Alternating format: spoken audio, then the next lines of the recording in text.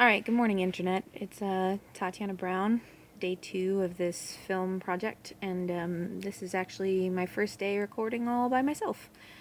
I actually managed to watch the video of me from yesterday and realized that I spent no time looking at the camera because I don't like doing it. So I'm going to try and do that a bunch today. Yesterday, I also have to say thank you to T and also to Quetzal, everybody who was like really supportive of me posting and making that first video.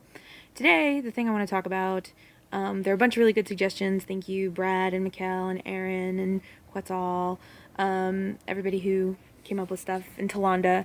It's really good to hear from you all, and I'd like to hear more. I'm probably going to use a bunch of those ideas. But the one I want to look at today was Aaron posted as a comment a question.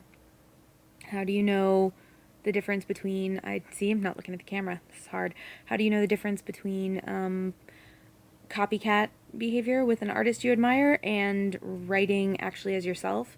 And I've spent a lot of time thinking about that because I think that it is important for artists to, writers in particular, but mostly just generally artists, to like listen to one another and to be inspired by one another. I think that that's not I think that whole imitation is a form of flattery thing is part of it, but I also think we as artists are in conversation with one another, and it's important to be able to recognize who you want to be speaking with. I think that's a beautiful thing, and I don't think that's a problem necessarily. I think people worry about talking or writing too much like someone else when it's not really a concern. But I think the real answer, because I've totally been through imitation phases. I mean, I think everybody goes through them. You read somebody who blows your mind, and then you're like, I want to write. That's all I want to write like. And you just I mean, I've had friends where you're like, hi, Bukowski phase, McKibben's phase, uh, like, ooh, fiction writer. Did you just find Juno Diaz? Yeah, those are all moments that happen for writers, and that's fine. I've totally had mine.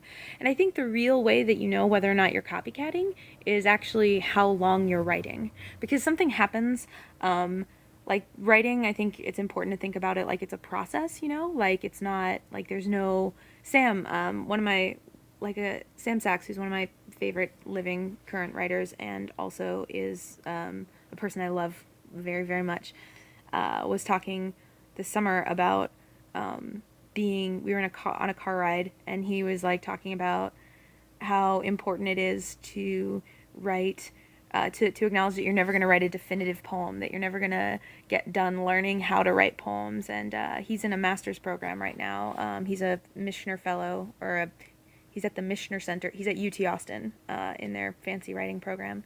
And he was talking about how one of the things that drives him is that he hopes he'll never stop learning how to write poems better, how to become more of the writer he wants to be. And I think that's really, I think that's what makes the art interesting, is that we're continuously in process. And maybe you can look back on some artist's life and say this period of their writing was the most interesting to me or meant the most to me, but you can definitely see people grow. And I think stagnation is something to that only really happens if you don't let yourself grow and keep learning and become more and more involved with the process.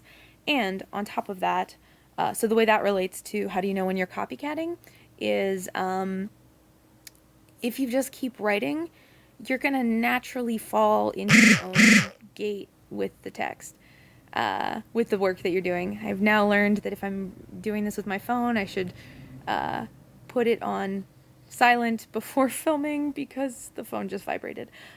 Sorry about that, everybody. I'll fix that later. But yeah, you're gonna naturally fall into the thing that sounds most like you. You just got to keep writing. So the solution really is let your process as a writer naturally incorporate the things that inspire you, and let that be slow, and involve a lot of text. I really am I believe in volume, not how loud you speak, but in producing big chunks of marble and honing them down. But the same goes for a body of work, which is funny. I always feel like I should be writing more, so I'm saying that and I'm yeah, I write not at all. But I think that also has to do with being around writers who will produce a manuscript in a week and other terrifying feats. But yeah, that's my answer to that question. You know you're copycatting if you only write two stiff, short, completely appropriative pieces by the person, and you know that you're just listening and finding a new way to do your own style if you keep writing and it starts and you feel engaged in it. I don't know if that's a good answer, but that's how I think about it. Thanks for watching. I'm going to do this again tomorrow, I guess. Wasn't as painful as I thought it would be. I really appreciate all your support. Thanks. Bye.